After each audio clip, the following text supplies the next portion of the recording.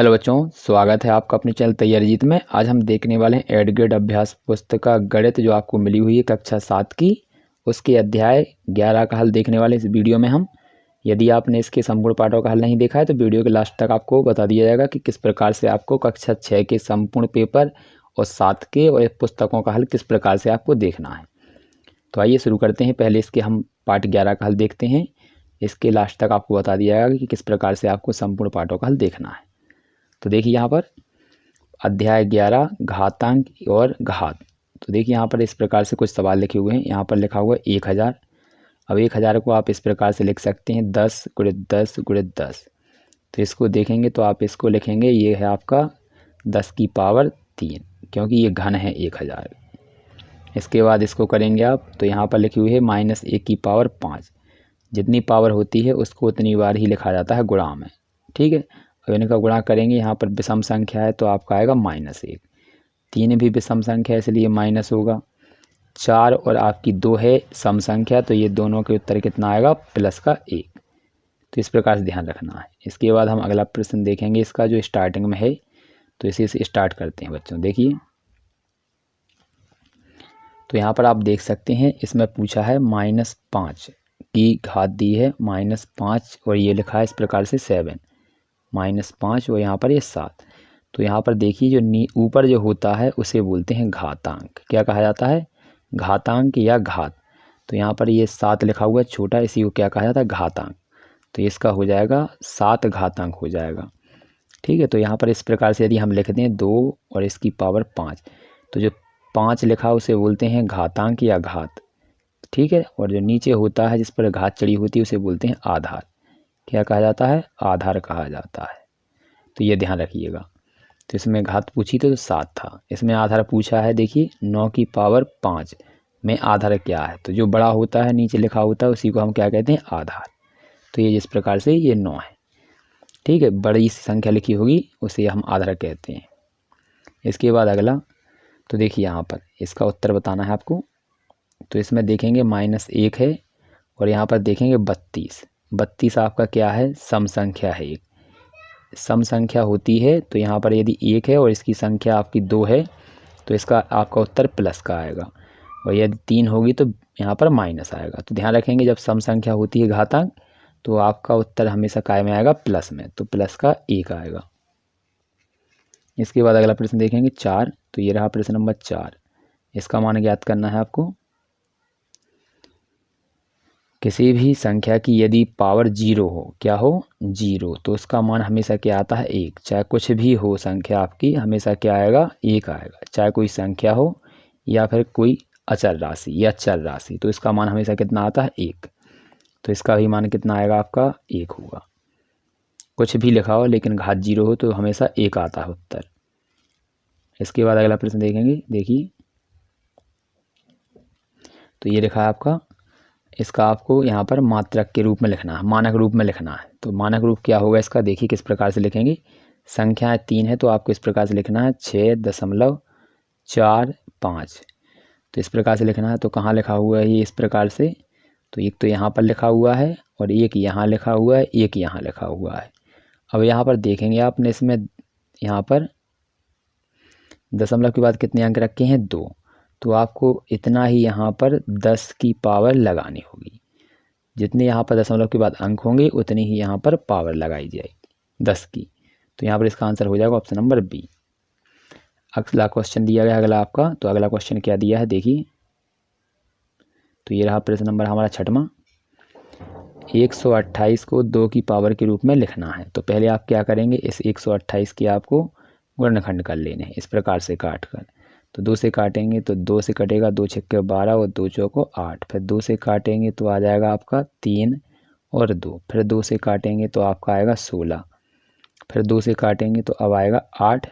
फिर 2 से काटेंगे तो आएगा 4। फिर 2 से काटेंगे तो आएगा 2। तो अब देखिए कितने 2 के आए हैं आपके यहाँ पर लिखना है। तो यहाँ पर है आपका 1 2 3 4 5 और 6, और ये यहाँ पर 6 आया है। कितना आया है? 6 बार, और ये 7 बार। तो यहाँ पर आपको 2 को कितनी बार लिखना है? 7 बार। 2 गुणित 2 गुणित 2 इस प्रकार से लिखना है जैसा कि यहाँ पर लिखा हुआ है। अब 2 के यहाँ पर लिखेंगे 1 और 2 कितनी बार है 7 बार, तो इस प्रकार से लिख देंगे। 1 बार 2, इसको 7 बार लिखना है तो 7 घात। तो इस प्रकार से ये घातांक रूप में हो जाएगा। अगला प्रश्न है आपका, ये रहा प्रश्न नंबर अगला, इसी का बी है। तो इसको आपको क्या करना है, देखिए यहाँ पर ये रहा, तो इसको हमें क्या करना है, यहाँ पर बी को इसको विस्तारित रूप में लिखना है। तो प्रसारित रूप या विस्तारित रूप एक ही होता है। तो यहाँ पर देख लीजिए, जैसे यहाँ पर हम लिखते हैं, जैसे ए मान लीजिए यहाँ पर ए की घात यदि 2 है तो आपको इसकी घात 2 है तो इससे कितनी बार लिखेंगे 2 बार। और यदि इस यहाँ पर जैसे मान लीजिए 2 की घात 3 है तो यहाँ पर 2 को कितनी बार लिखेंगे, जितनी उसकी पावर है जी। तो 2 गुणित 2 गुणित 2। तो इसी प्रकार से खोल देना है इसे। देखिए ये लिखा है इसका आंसर, तो इसको देख लीजिए। तो देखिए ये रहा,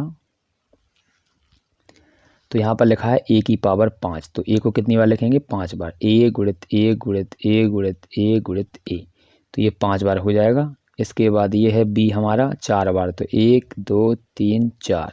इसके बाद सी की पावर 2 है तो 1 2। तो इस प्रकार से खोल देंगे इसे, तो ये आंसर हो जाएगा इसका। अगला प्रश्न देखेंगे, ये रहा प्रश्न नंबर हमारा अगला 7वें का। तो देखिए इसको किस प्रकार से करना है। तो यहाँ पर लगा हुआ है 8 की पावर 5 और माइनस यहाँ पर भाग 8 की पावर 5। तो यहाँ पर इस प्रकार से लिख लेंगे इसे, ठीक है। तो यहाँ पर भाग का मतलब होता है बटे में, तो यहाँ पर लिखेंगे 8/5, 8 की घात 5 और बटे में लिख देंगे 8 की घात 5। इससे इसे काट देंगे तो यहाँ पर आ जाएगा 1, ठीक है। क्योंकि घातें दोनों की समान हैं तो ये आराम से कट जाएंगे, ठीक है। यहाँ पर इस प्रकार से भी कर सकते हैं आप कि पहले लिखेंगे आप, यहाँ पर लिखेंगे 8 की घात 5 लगी तो यहाँ पर लिखेंगे आपको 8 को 5 बार, और यहाँ पर भी लगी है तो इसको भी लिखेंगे आप 5 बार 8 को।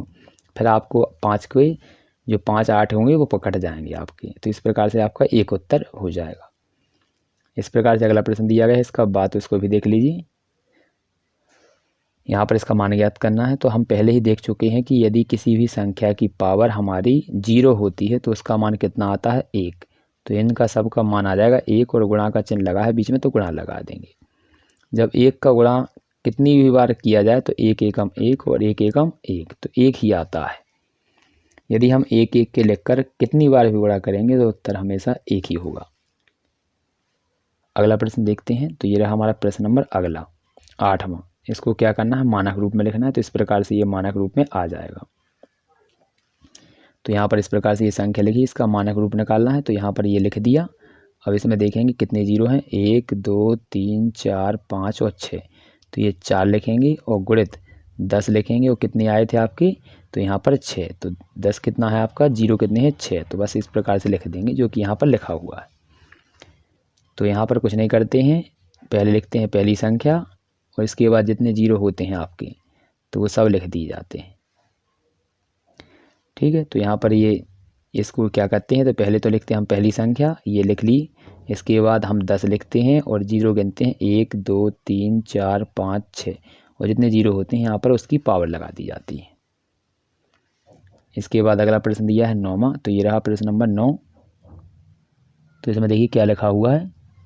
तो यहाँ पर आपका प्रश्न दिया गया है 9वां, इसमें आपको इसे हल करना है। तो देखिए घातांक के रूप में आपको लिखना है इसे। तो किस प्रकार से लिखेंगे आप इसको, तो यहाँ पर आपको देख लेना है। तो यहाँ पर इसको हल करेंगे तो आपको पहले देखिए इन दोनों का गुणा कर लेना है। तो 3 3 का कितना आ जाएगा 9। तो यही आपका आंसर हो जाएगा इसका, बस। इसके बाद अगला प्रश्न है आपका, ये रहा 10वां। तो इसमें क्या करना है, 10वें प्रश्न में आपको ये आपका मानक रूप में इसको व्यक्त करना है। तो देखिए मानक रूप में व्यक्त करेंगे तो आपको इसको सबको यहाँ पर एक बार लिख लिया हमने। अब इसमें देखेंगे ये दशमलव यहाँ लगा हुआ है, ये हमेशा एक अंक बाद होना चाहिए। तो यहाँ पर लगेगा 3 दशमलव, जिस प्रकार की इसमें लगा हुआ है। अभी आप देख सकते हैं कितने अंक खिसका है दशमलव यहाँ पर 3। कितना खिसका है 3। तो आपको यहाँ पर 10 लिखेंगे और यहाँ पर कितना लिख देंगे 3। बस यही इसका आंसर हो जाएगा। ये हमारे प्रश्न नंबर 10 का आंसर था। इसके बाद प्रश्न नंबर 11 देखेंगे। तो ये है हमारा प्रश्न नंबर 11 है। तो देखिए क्या लिखा है, सरल कीजिए और उत्तर घातांक के रूप में लिखिए। तो सरल करना है, उत्तर को घातांक के रूप में लिखना है। तो देखिए इस प्रकार से ये सवाल लिखा हुआ है जो यहाँ पर लिख दिया हमने। अब इसको हल करेंगे तो 2 का यहाँ पर 3 का 3 में होगा गुणा, तो कितना आ जाएगा 9। और ये आपकी 9 पहले ही से है और यहाँ पर ये 5 की घात 9 भी है। घातें सबकी एक जैसी हैं तो आपकी घात एक बार लिख देते हैं और इन सब का गुणा हो जाएगा 2 का 3 का और 5 का। तो इस प्रकार से आप गुणा कर लीजिए। तो 2 का करेंगे 5 3 में 2 3 6 और 6 का 5 में कर देंगे, 6 पंचे 30 और घात 9 की 9। तो ये हमारा प्रश्न नंबर 11 का हल है। इसके बाद ये 12वां प्रश्न दिया गया है, देखिए प्रसारित करना है आपको। तो इसका कुछ नहीं, आपको केवल ये घात कितनी है 4, तो केवल 4 बार अगर खोलना है इनको, तो ये 4 बार हम खोल देंगे इसको।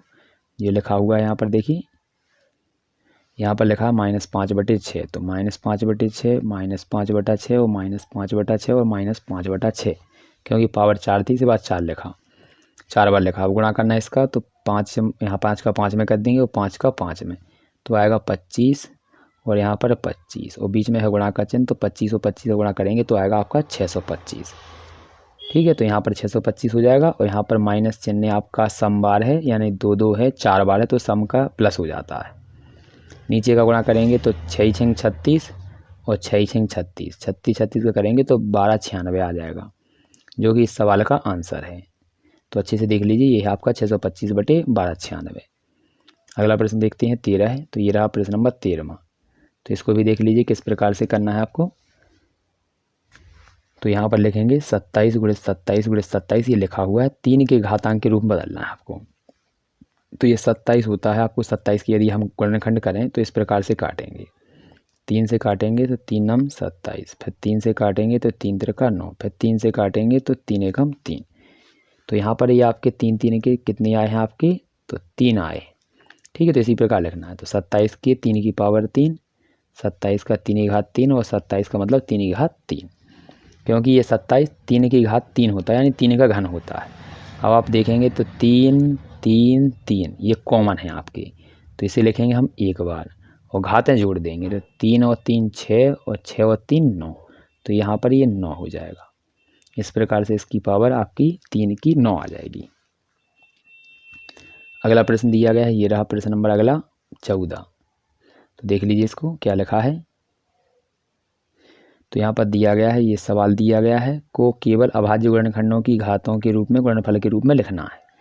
तो देखिए पहले 216 गुणनखंड करेंगे, तो आप कर लीजिएगा। तो ये आपके 2 2 2 3 3 3 ये आपके गुणनखंड आएंगे। तो 2 2 के हमारे कितनी बार हैं, 3 बार, तो 2 की पावर 3 और 3 कितनी बार है, 3 बार, तो 3 की पावर 3। इसके बाद हम इसको काटेंगे 288 को, तो इसके गुणनखंड करेंगे तो आप 2 2 2 2 2 कितनी बार प्राप्त होगा, 5 बार। 3 3 कितनी बार प्राप्त होगा, 2 बार।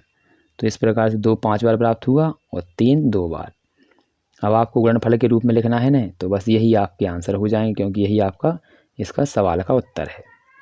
ठीक है, इसके बाद अगला प्रश्न देखेंगे। तो ये रहा प्रश्न नंबर हमारा अगला 15वां। तो इसको सरल करना है। तो देखिए इस प्रकार से हमने इस सवाल को उतार लिया। अब इसके बाद आप लिखेंगे, तो देखिए यहाँ आपका ये 12 की घात 5 है, तो 12 की घात 5 लिखेंगे, 1 2 3 4 5, 5 बार खोल लिया। अब 27 हमारा 2 बार है, तो 27 को हम 2 बार 1 और 2 बार खोल देंगे। और ये लिखा है 9 की घात 5, और यहाँ पर नीचे देखेंगे ये 4 है 9 की घात, और ये 2 है। तो यहाँ पर ये 9 की घात 2 और यहाँ पर कितनी बार हो जाएगा, ये 6 हो जाएगा। ऊपर लिखा है 9 की घात 5, तो यहाँ पर काट देंगे, 9 की घात 5 है और नीचे 6, तो ये 5 से 6 कटेगा एक बार में, यानी ऊपर का 1 बचेगा और यहाँ पर नीचे 9, क्योंकि ऊपर है 5 5 बार 9 और नीचे है 6 बार 9, तो कहाँ बचेगा एक 9 का नीचे। अब इसको हल कर देंगे, काट देंगे, तो ये आपका आंसर आ जाएगा। तो इस प्रकार से आपको इसको भी नोट डाउन कर लेना है।